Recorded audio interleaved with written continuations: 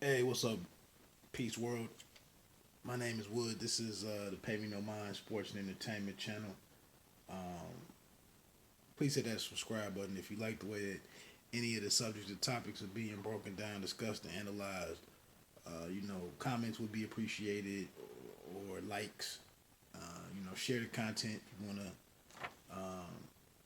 add to help the discussions spread and get in front of different eyes and ears and whatnot.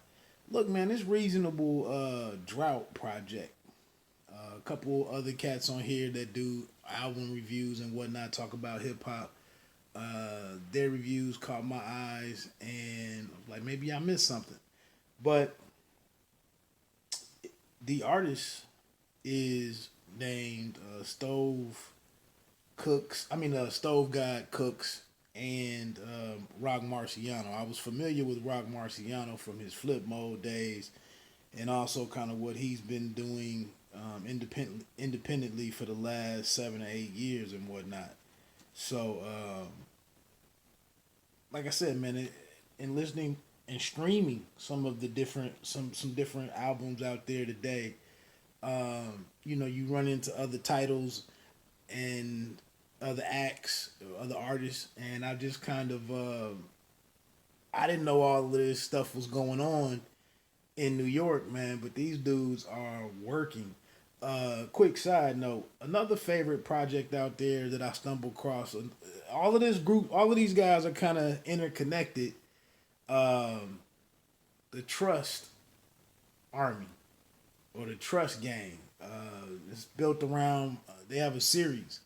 I just listened to Trust 3, so that means there's a 1 and a 2. I don't. I want to say maybe I like 2 the best. 3 kind of brought in along 38 Special. I believe is doing most of the production, but the third volume kind of brought in the usual suspects with like Special and Benny the Butcher shows up quite a bit, along with Shay Noir, and some of the dudes who were on the first album didn't, or the first and second projects didn't really show up, and I liked those dudes. But of course, you add Benny to the lineup. Of course, it only, you go from a eighth seed to a 2 seed or something. But this reasonable drought project, obviously a play on reasonable doubt. Couple quick notes: 12 songs, all produced by Roc Marciano. So when I initially saw that Rock was involved with it, I'm expecting him to drop some bars, and he just handles the production on there. He doesn't appear on the album at all, vocally. And if you know Rock, I had to get ready for Rock's. I guess why I was kind of slow to really take this album in, because Marciano is a guy where a lot of guys are rhyming, doing these doubles or rhyming the last 2 words of bars. Rock is like trying to make the entire sentence rhyme. I mean, the entire bar rhyme with the next entire bar. He seems to really dig deep. But so it's 12 tracks. Um, some quick overall thoughts. I liken Stove God to like New York's version of Freddie Gibbs in a way. Both of these guys do quite a bit with their voices. Stove God, I'm gonna call him Cooks. Cooks sings quite a bit. His choruses, he break out into some kind of chant in the middle of a verse and whatnot. He just seems to do a whole lot with his verse, with his voice. I like the way that his vocals are recorded on this album. Most of the production is really dope and soulful. And that's what's also dope about a lot of these guys is I'm not hearing like a lot of recycled samples. Um, and while these guys have kind of like tapped into this key, like key of the streets, there's 7 keys or 9 keys or whatever in music. Maybe it's 11. Hell, I think it might be 13 keys. Anyway, but this sampling and everything that these producers had, this sound that they've created to me is like the key of street. That's kind of how I'm summing it up. But Cooks is really charismatic. Um, and another thing that interests me, especially being here in the Midwest, kind of my education and whatnot, my age, it's dope how some of these different guys from New York are some of the topics that they mix in some of the philosophy. I've mentioned this before. Their worldview, how they pull so many topics from the world, not even just street life, but he mentioned something on here about lemon swordfish. He says I'm Rich Porter mixed with Pete Rock in a song. He's talking about escrow and home investments later in the record. Just a lot of different thoughts. He mentions a ton of different sports references from that covering 10 or 15 years and whatnot. So as you're listening to it, man, it's a lot of things. It's a lot of mentions that just make you think, basically, and it allows different people from different walks to relate to this album. But I got 8 songs that I have like stars or underline or some kind of indicator that it was an above average track. I'm gonna hit on a couple of those right there. Get started with a joint called Rolls-Royce Brake Lights. Uh, he's singing in this one. I just want to be successful and some other stuff. It's another chant that he has going on. But the production stands out immediately. And when you click on some of these different thumbnails based on what the thumbnail, the artwork, you don't know what you're getting into. But it's dope that that first song that you hear or the intro that is either something interesting or provocative, or that the beat is dope enough to let you feel like it's gonna be worthy of your time. And that's what you get with this the first joint. I think I got 3 stars on this song, but he says early on he says something like I walk a neither down like Herschel, referring back to Herschel Walker. So this guy has to be in his early 30s or something, I would think. He says I'm a light skinned base runner. I'm Derek Jeter. Comes back with soul as icy as the gray 11s. And then he said in another verse, he says that wire hit the bank account. He think he Marlowe again. Marlowe Stansfield from The Wire.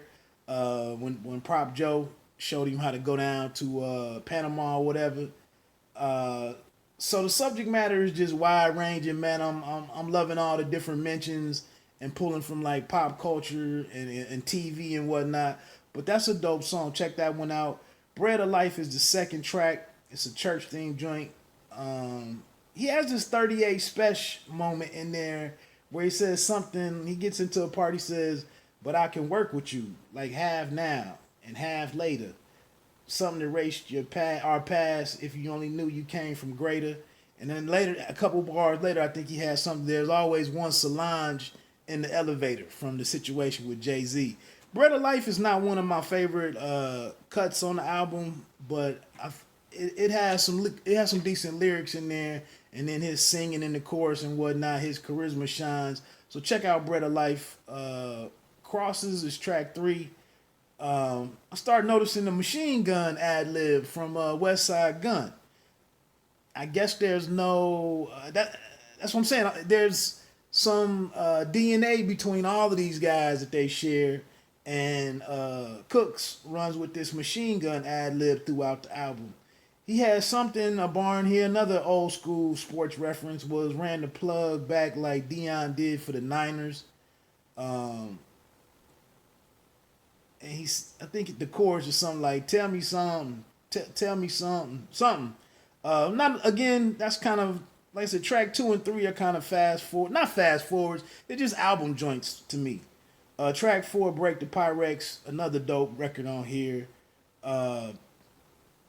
The track is dope, but he has something like I get into my prayer while the Tesla steers itself. and he comes back and says, "Bricks whiter than John B, the white R&B singer. My young boy drumming on him like he's Tommy Lee. He might leave you. He motley. He motley your whole crew. That's fine with me. 1,000 grand Cuban diamond deep. Mark Marsh digging in the crate like he Diamond D. He uses an offbeat flow a lot. And then, like I said, he comes back with something in the end talking about alkaline water, infinity pool.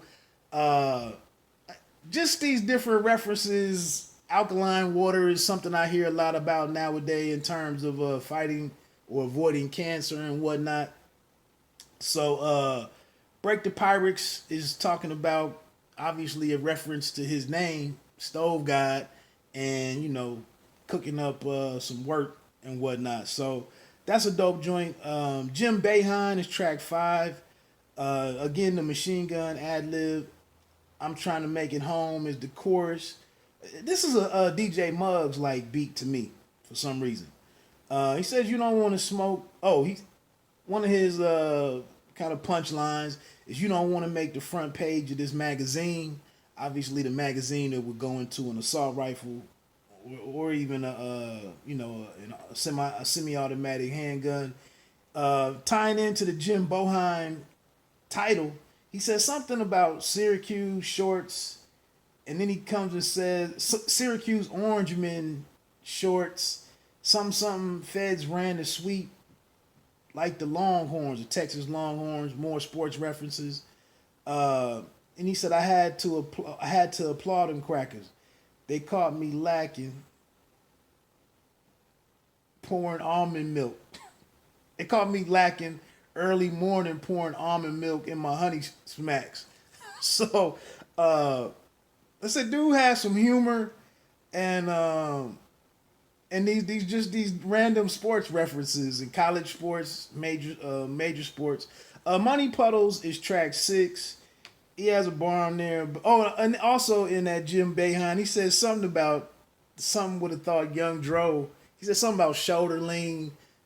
So you would think Young Dro was in something, and just the different names that he pulls in. I wouldn't think this New York guy would really know of Young Dro, but that's how much this dude is pulling in from the world and putting into his music. Money Puddles is track 6. A little bar in there about Rihanna twerking on my B-roll. He mentions Riri a couple times. Another good line in that one was have shooters in your house like you ordered them from IKEA. The song is a bit weird. Again, it's not one of my favorite joints on here. It's just an album song in my opinion. It's more of him doing his thing in terms of being an entertainer and showing different energy level and whatnot. But Money Puddles is 6. Burt and State is track 7. The sample is dope. It's kind of an organ and a bass line with some dope percussion and some bongos or something. I really like that. He gets into some little sequence about how come every time I win, something I hear me too. Like when I get a brick, you like me too. When I signed my deal, you was like me too. And I'm wondering how's he gonna finish this out. And he says, when I was effed up, it was just me. Where was you? See, he says 32 plus 4, keep it a kilo at the table with that dog. I think I'm Nino from New Jack City.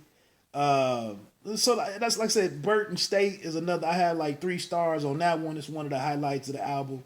Track 8 is Gloria Blemente. A funky sample like some 60s or 70s soul or something. Nice guitar, snare, and a hi-hat. I really dug the production. Basically, he's talking about this girl has some great her woman parts are great. He enjoys them and wants to swim in them or something, he says.